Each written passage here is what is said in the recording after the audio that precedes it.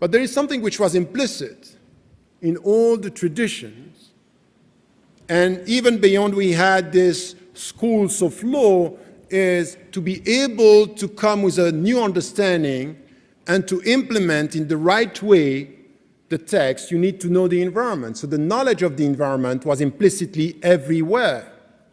Ibn Qayyim al-Jawziyya in I'lam al-Muwaqqi'in, when he is giving all the conditions to me a mujtahid, halat al-nas is something which is important. You need to know how the people are living and where they are living to be able to implement. If you don't know, it means that your knowledge of the text is partial. You don't get it all.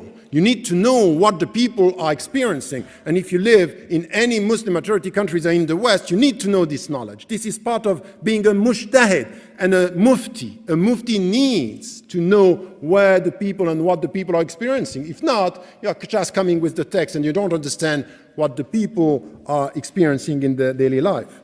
So there is something which is important here, is not only we need to get a good understanding, but there is something also which is quite important, is to get a critical understanding of the environment.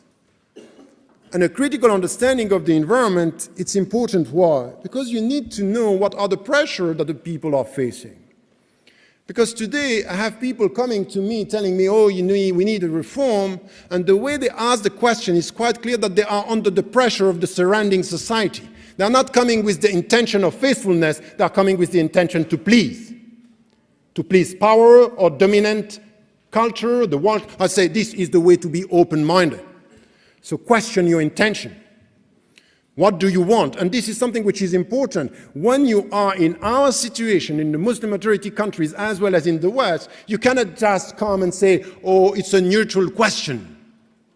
I don't get it. There is no neutral questions. If you come and you work for a government and you come with a specific question, ask your intention. Who do you want to please?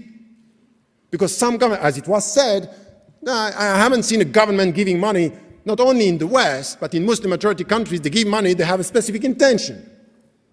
So some Muslims here, and this is part of our environment. It's very important for us living in the West to know that some of our leaders, Muslims, they are so much under pressure that they are coming with the concept of reform which has nothing to do with faithfulness, which has to do with pleasing. And sometimes pleasing the Muslims because there is a state of fear. So it's a very, very important point here. So this is why we should never have scholars today working for a specific government, here or there. Never. Why? Because you are playing at a very, very dangerous.